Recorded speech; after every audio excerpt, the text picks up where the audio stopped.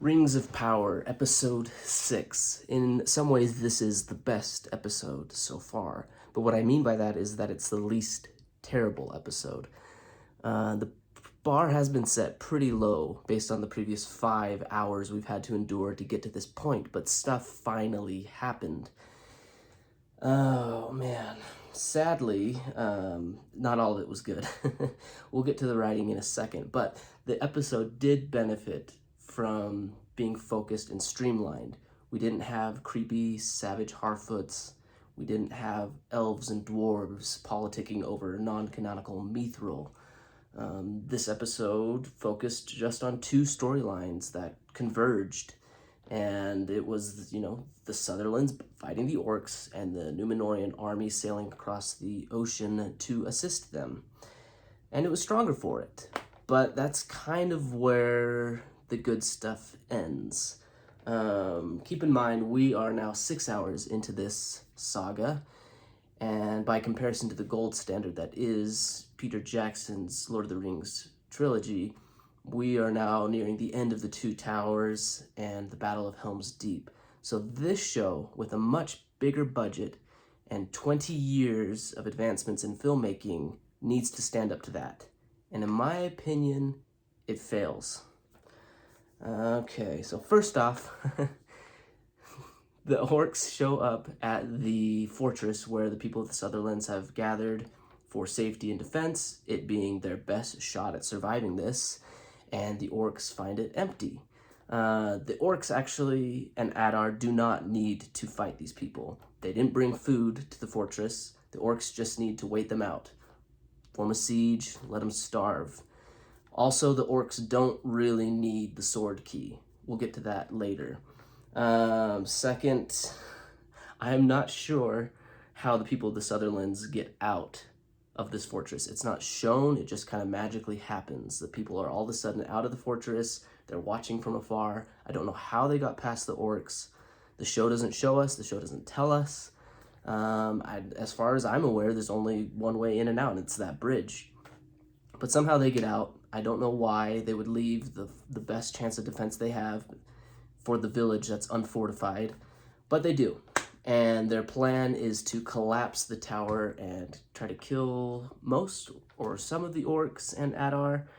And this was one of the most baffling things to me, is this entire tower was held up by a rope.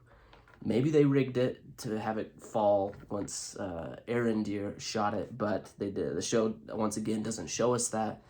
It's not really implied at all. As far as I could tell, it seriously is just one rope holding up this entire tower. I think elven engineering standards would probably be a bit higher. I think there'd be, a lot of redundancies, a surer structure, especially since this thing has stood for ages.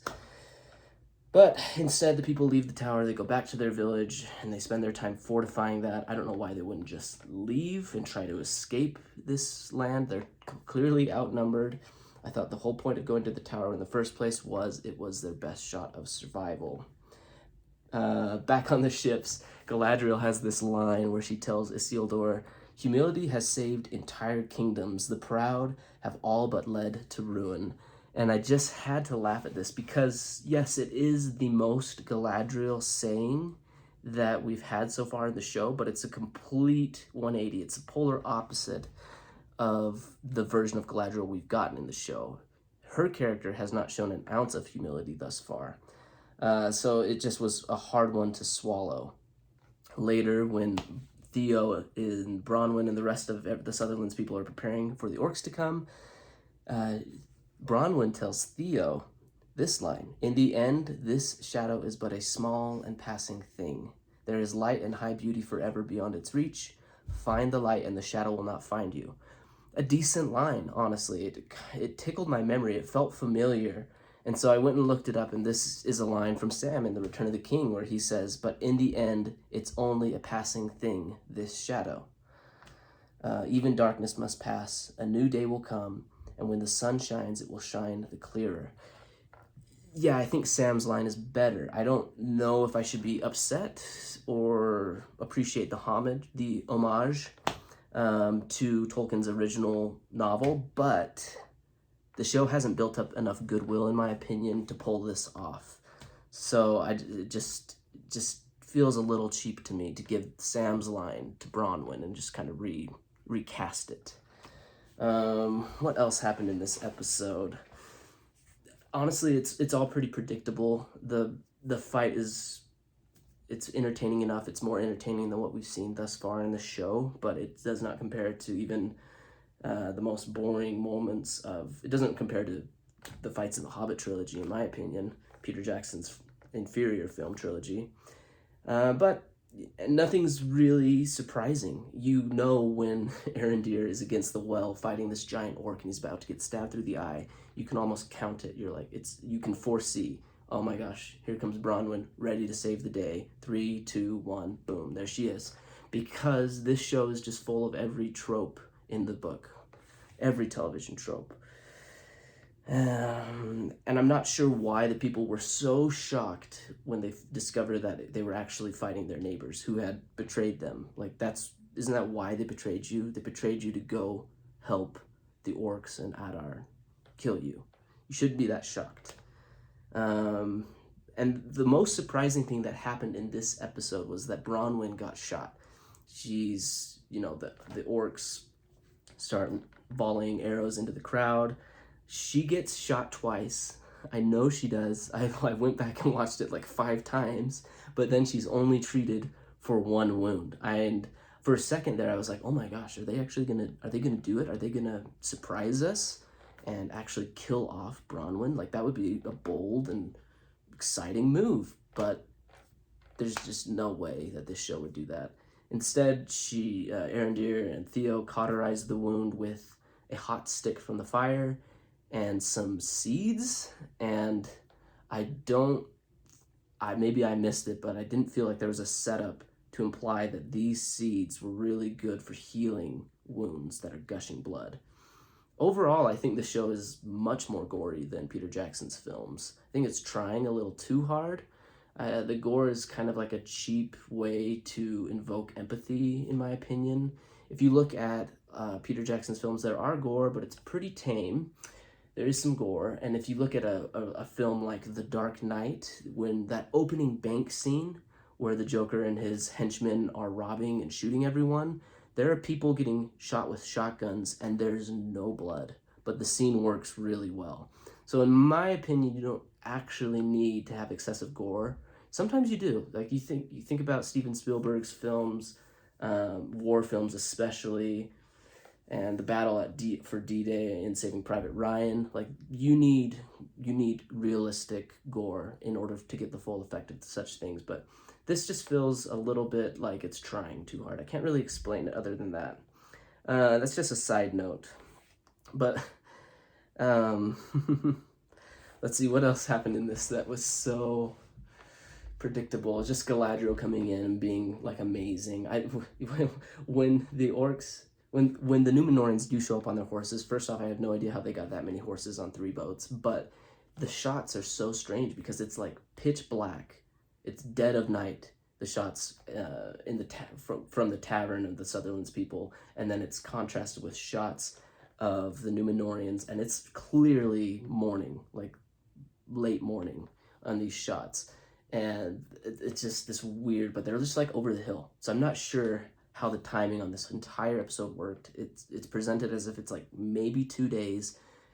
The Numenorians cross an entire ocean, go up a river, cross this vast, landscape, and they get there in a couple of days. The show does not have a good sense of scale and timing, in my opinion. But the Numenorians get there. Galadriel's awesome, does these weird. She's like hanging off the horse, and I don't know how she doesn't get killed doing these things. She has like no leverage or it's a terrible position for offense and defense. And then she and Halbrand capture Adar, and he's got the sword, apparently, right? We never see a handoff. I don't know when this handoff occurred. I totally missed it. It was just another cheap trick the show pulled. Oh, I got you. And nobody checks to see that they actually have the sword for what apparently is like hours afterwards. No one checks. And somehow the other guy got it. He slips it in the keyhole, and that unlocks the dam and it floods all the trenches, and and that who built this dam? Like, did the elves build it? Did Sauron build it? And who built this key that can flood? There were no trenches or tunnels before to flood, but who built this thing?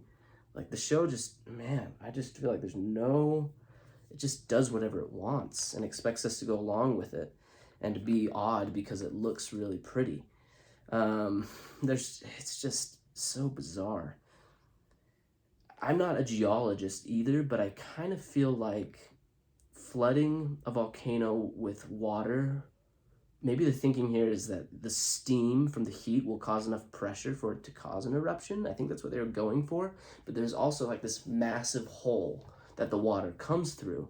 So I just don't know that there would be enough pressure buildup, if that's even possible.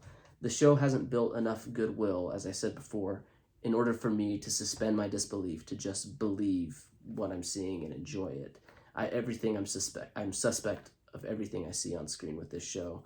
And everyone should have died from that explosion. If you know anything about Pompeii and just how hot and just totally destructive volcanic eruptions are, people don't see it coming when it happens. It happens in an instant. They're just vaporized and they're cast in ash forever. So I don't know. But there were no Harfoots and no weird Silmarillion Mithril, and yeah. But if you compare this to the Battle of Helms Deep, this is lacking severely. I would love to hear what you think.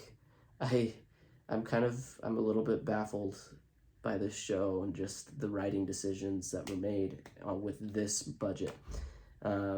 So yeah, let me know what you think in the comments below. I really do want to hear from people that like the show, why they like it. I sometimes will get a couple comments from people like, "You guys are crazy. I love this show." And it's like, well, why? Like, tell me why. And I hope it's something more than it looks pretty, because I agree it looks pretty, but the plot and the characters, as I always say, are just really lacking. I'll be back next week. We'll watch the next one. We'll see this thing through to the end, you and I together. And if you'd like to subscribe, I invite you to do so, and hope to see you guys back here soon.